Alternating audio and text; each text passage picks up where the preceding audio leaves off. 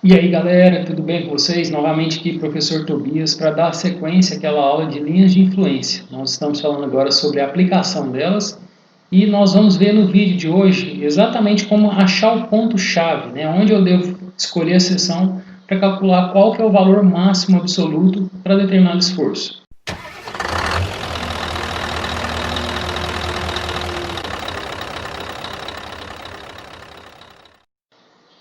Basicamente, a importância que nós temos em encontrar esses valores máximos são justamente para o nosso dimensionamento. Só que antes era escolhido uma seção, né, um ponto específico, e para aquele ponto nós encontrávamos os valores máximos, ou máximo, ou mínimo, dependendo da condição aí, né, o mínimo que seria algo negativo, para fazer esse dimensionamento. Só que quando eu pego uma estrutura, vamos dizer assim, nova, que eu quero fazer o projeto, eu sei que esse valor de máximo ou mínimo poderia ocorrer em qualquer lugar da estrutura. Então, nessa situação, é necessário nós localizarmos onde vai ocorrer esses pontos críticos, né? Eventualmente, aí pode ser que o ponto pré-definido já tenha sido aí a escolha de um momento máximo absoluto, ou um esforço cortante, ou qualquer outro esforço. Isso é uma eventualidade, não é sempre uma regra, né? Quando eu pego o exercício, pode ser que eu tenha escolhido uma seção qualquer só para verificar a aplicação realmente do conceito. Mas como que a gente faz, então, a escolha desses pontos? Basicamente, nós temos que pensar nos tipos de vínculos que a nossa estrutura está sujeita. Por exemplo, se eu quero avaliar o esforço cortante para uma viga em balanço ou uma viga engastada, o cortante máximo absoluto ocorrerá em um ponto localizado bem próximo ao apoio fixo. Então, observem aqui essa estrutura engastada e o valor crítico é justamente nessa seção que está sendo indicada aí. E para cortante, esse carregamento aqui do trem tipo pode estar posicionado em qualquer lugar, porque o que eu olho é apenas o esforço. Então, se essas três forças estiverem exatamente aqui do lado esquerdo, quando eu cortar a minha seção e olhar para a esquerda, ou mesmo pela direita, eu vejo que a reação aqui, vertical, não vai ter o valor alterado. Então, a gente usa aí o método das seções para achar esses valores. Para vigas já biapoiados ou com apoio simples, o valor do cortante máximo absoluto ocorre bem próximo a um dos apoios. Pode ser do lado esquerdo, então veja que ele está imediatamente depois do apoio e antes da primeira força, né? Lembrando que esse aqui seria quase que o limite. Se ela andar mais um pouquinho para a esquerda, fica exatamente em cima do apoio e aí não tem essa condição de gerar o corte. Nessa situação, então, ou do lado esquerdo ou do lado direito, tanto faz, né? Depende aí do posicionamento desse nosso carregamento. Então, para cortante, bem simples, né? Junto aos apoios. Se for para momento, né, nós temos duas situações. A primeira, então, novamente, uma viga em balanço. Nessa situação, a posição do máximo momento aí absoluto que nós temos é exatamente o mesmo lá para o esforço cortante, bem próximo ao apoio. Só que tem uma diferença. Para momento, o meu trem tipo precisa estar posicionado, no caso de uma viga engastada, o mais distante possível. Por quê? O momento não é justamente força vezes distância. Então, quando eu aumento esse braço de alavanca aqui, eu aumento, consequentemente, o meu momento máximo. E nessa posição é o máximo absoluto que nós vamos ter. Então, junto ao apoio e o carregamento móvel na extremidade mais distante da viga. E, por fim, o caso que é um pouco mais detalhado, vamos colocar assim, que é a condição de apoio, né, da estrutura biapoiada. E o carregamento móvel composto aí por um trem tipo. Nessa situação, não dá para falar exatamente a posição que o meu trem tipo precisa estar para gerar esse máximo momento. Eu preciso fazer alguns testes, vamos colocar dessa maneira. E nessa situação, né, vamos pensar aqui num trem tipo com três forças, F1, F2 e F3. Pelo diagrama de momento fletor mesmo, né, vocês devem se lembrar aí que quando nós temos forças concentradas, vou até inventar um exemplo aqui. Ó. Imagina que eu tenho uma estrutura e essa estrutura biapoiada sujeita a forças concentradas. Vou deixar aqui do segundo gênero do lado direito e do lado esquerdo primeiro. Imagina que nós tenhamos essa força e essa outra força. Eu vou pôr aqui no meio. Em geral, a cara, né, o formato que nós teríamos aí para esse diagrama seria algo semelhante a isso aqui, ó, se fosse o diagrama de momento vetor. Nesse ponto eu sei que eu vou ter algo mais ou menos aqui, e nesse outro ponto pode ser que seja mais abaixo aqui, depende, né? Esses valores aí vão depender, pode ser que esse aqui seja um pouco maior, enfim, esses valores vão depender da magnitude que nós temos aí dessas forças concentradas. Então eu percebo que eu tenho isso e esse elemento fechando aqui. O que é a característica desse tipo de diagrama? Os pontos máximos, em geral, vão estar exatamente aqui, ó, sobre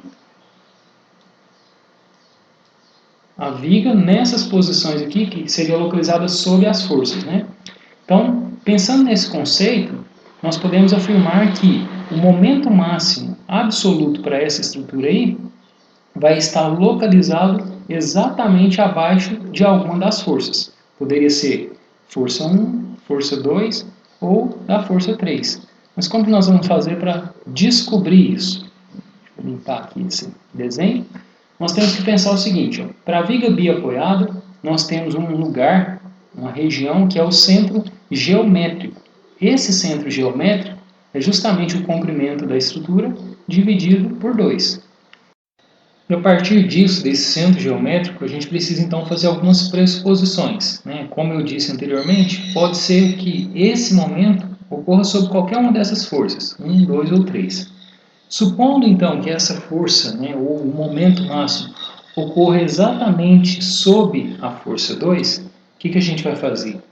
Achar uma distância entre a força, que eu acredito que possa estar acontecendo nesse momento máximo, e a força resultante. O que é essa força resultante? Seria uma força que representa esse nosso trem tipo aqui. Então eu preciso fazer a localização dessa distância, dessa força. E aí eu vou posicionar o meu trem tipo de maneira que a distância entre a força que eu fiz a suposição que pode estar havendo maior momento sobre ela, com a mesma distância que eu tenho aqui, ó, da força resultante ao ponto central. Então, as duas forças estariam a uma mesma distância x, né, desse ponto central que nós temos aqui nessa estrutura. Portanto, em resumo aqui, vai ser esse x barra, que vocês estão vendo aqui, dividido por 2, é justamente o valor desse x que nós temos então. X barra é a distância entre a força que eu estou pressupondo até a força que seria a minha resultante, né? Então essa linha está tracejada porque na prática isso aqui não vai existir, é só uma posição que nós temos. Inclusive, para aproveitar a oportunidade, vamos revisar um pouquinho de mecânica geral. Como que nós fazemos para encontrar essa força resultante e essa posição, né? A distância dela até um ponto de referência. A força resultante, o módulo dela é muito simples. É simplesmente nós fazermos aqui o somatório de todas as forças, F1, F2 e F3. Isso é a nossa força resultante. Agora eu preciso posicionar ela em um lugar que ela provoca o mesmo efeito que essas outras três forças isoladamente provocariam. Como que a gente faz isso? Então nós precisamos ter um ponto de referência. Nesse caso, vamos partir aqui do início do nosso trem tipo, onde seria posicionada a força 1. E eu tenho a distância dela, então, até a posição que nós estamos procurando como incógnita. Chamei aqui de XFR, né? Posição X da força resultante em relação a essa origem. Como que nós fazemos então para calcular o valor desse X? Simplesmente dividindo o momento resultante, que é o somatório dos momentos, né? Força vezes distância, força 2 vezes distância 2, mais força 3 vezes distância 3. Observem que nós temos aqui o nosso ponto de referência. Se houvessem mais forças, né, faria o somatório desse momento resultante, dividido pelo valor da força resultante. Então nós teríamos até pela unidade aqui, ó, força vezes distância. Por exemplo, quilonewton vezes metro. Então nós teríamos essa unidade dividido por quilonewton. Eu corto quilonewton e fica a unidade de metro. Então esse valor é a unidade de distância dessa força resultante. Então, feita essa revisão, podemos seguir aqui. Logo, nós podemos concluir que esse momento máximo absoluto para a viga, com apoio simples ou viga biapoiada, aqui eu destaco para vocês novamente que existem outras configurações. Esse passo a passo que eu estou mostrando nesse momento é só para a viga biapoiada, ok? Com os apoios nas extremidades do elemento. Se tiver um trecho a mais aqui, um pedaço em balanço, ou uma rótula, enfim, não serve esse procedimento que eu estou mostrando para vocês. Então, sob, né, essa condição que nós estamos vendo aqui, o momento vai ocorrer abaixo de uma das forças, de tal maneira que esta força está posicionada sobre a viga, de uma maneira que a distância entre a força e o centro geométrico é o mesmo, né, a mesma distância entre a força resultante, né, colocada aqui como fictícia, e esse centro geométrico aí da viga. Bom, às vezes assim de forma teórica fica um pouco mais complicado, então vamos ver se a gente faz aqui um pequeno exemplo para ajudar vocês. Nesse caso eu peguei também do livro do Hibbeler, fala o seguinte: determine o momento máximo, olha só a palavrinha que muda o exercício, absoluto, no tabuleiro da ponte com apoio simples. Então apoio A e B nas extremidades, e nós temos aqui o nosso trem tipo. Nesse caso aqui até facilitou porque ele já deu para a gente aqui o valor da força resultante, que nada mais é 8 mais 6 mais 4, 18, e fazendo o somatório dos momentos e dividindo por esse 18, nós obtemos que a distância entre esse ponto C e a força resultante seria esses 2 metros. A partir daí nós podemos então fazer as nossas análises. Primeira situação então, nós podemos aí fazer cálculo, né? Na verdade isso que está sendo mostrado aí é só o desenvolvimento por cálculo dessa posição da força resultante. Então, para quem ficou em dúvida, é só observar esses detalhes aí. O que a gente vai fazer agora? O posicionamento desse nosso trem tipo em relação ao centro geométrico. Nesse caso, a viga tinha 9 metros, tem 9 metros, metade dela, então, 4,5. O centro geométrico desse elemento estrutural é exatamente aqui. E aí nós podemos fazer as suposições. Por exemplo, se eu imaginar que o momento máximo absoluto ocorra sob a força de 6 kN, o que eu tenho que fazer? Distribuir a distância entre a força resultante e essa força de 6, igualmente aqui com relação ao centro. Então, observem que nós identificamos esses 2 metros, ele é a distância entre a força de 8 e a força resultante. Mas e a distância que falta para eu chegar nesse ponto aqui? Essa distância, deixa eu voltar para mostrar para vocês, ó, 3 metros. Então, quer dizer que entre a força de 18, que é a resultante, e a de 6, eu tenho 1 metro.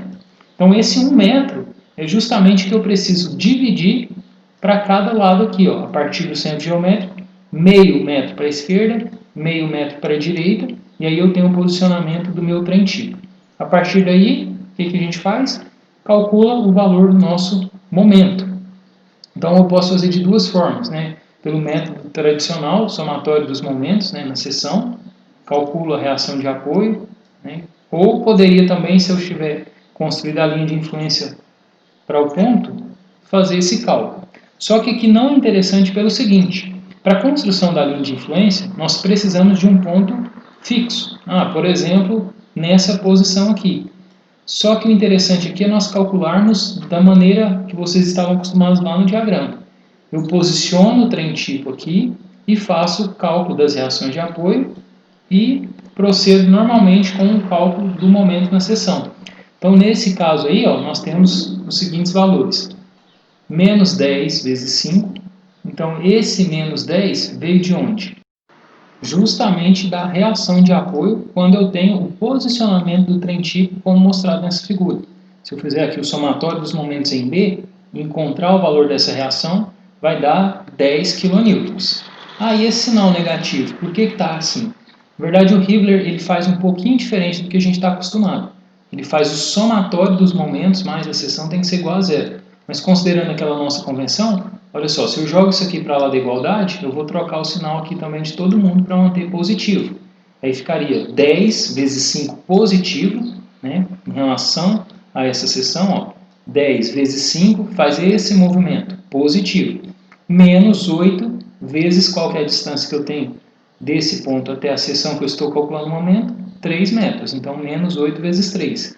A força resultante ela não entra, ela serve apenas para nós calcularmos o posicionamento do meu trem tipo. Okay? Então, para esse momento agora, seria exatamente essas duas forças aí apenas. Então, o resultado, olha só, 26 kN vezes metro. Existe também uma possibilidade aí nesse exercício de que o momento máximo absoluto esteja ocorrendo sob a carga de 8 kN. Como assim? Por tentativa e erro, por exemplo, em geral, a distância da força resultante vai provocar um momento máximo entre essa força que está mais próxima ou essa outra que também está uma distância relativamente próxima aqui do nosso valor de força resultante. Então, o que nós temos que fazer? Esse teste aí. Considerando agora a nova possibilidade, olha o que acontece. É como se o momento pudesse ocorrer exatamente embaixo da força de 8. O posicionamento do trem-tipo passa a ser como? Eu tenho então a distância que a força resultante está desse ponto de 2 metros. O centro geométrico é justamente esse que está mostrando aqui. Então, dividindo esses 2 metros aí, para as duas forças, eu tenho que a distância entre a força de 8 e o centro geométrico é 1 metro. Fazendo isso aí, nós vamos calcular o nosso valor de reação de apoio e calcular o momento. Nessa condição, o valor do momento para a seção, né, exatamente nesse ponto aqui, cuidado para não confundir, né? Nesse caso, o momento é aqui que estamos considerando, e não mais na força de 6. Vale exatamente, olha, 24,5 kN vezes metro. Ou seja, o momento máximo absoluto será realmente de 26 kN vezes metro e ocorre sob a força de 6 kN.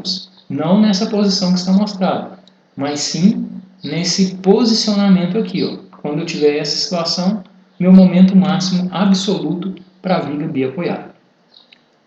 Bom, acredito que tenha conseguido esclarecer pelo menos a ideia básica. Eu trouxe aqui também um exercício, né, que na verdade é um exemplo que está no livro do Hibler, exemplo 6.22. Então a caminhonete tem massa de 2 megagramas, vocês vão precisar multiplicar isso aqui pela aceleração da gravidade, né, para transformar isso em peso, e faz o seguinte cálculo, né, a seguinte análise: determinar o momento máximo absoluto desenvolvido no tabuleiro da ponte com apoio simples, biapoiado, devido ao peso da caminhonete. O peso da caminhonete nós temos aqui, e a ponte tem um comprimento de 10 metros. Então não precisa nem de desenho da ponte aqui, a gente consegue entender perfeitamente como que está esse arranjo aí. A resposta para isso, pessoal, depois que fizerem aí, deem um pause agora no vídeo, tentem resolver e vou mostrar o resultado final. 39,7 kN vezes metro. Nesse caso é fácil de fazer, porque nós vamos identificar e fazer o teste sobre as duas forças, né? Então tentem chegar nesse valor aí. A referência, então, do material que eu estou utilizando, o livro do Hibler, Análise das Estruturas, 8ª edição.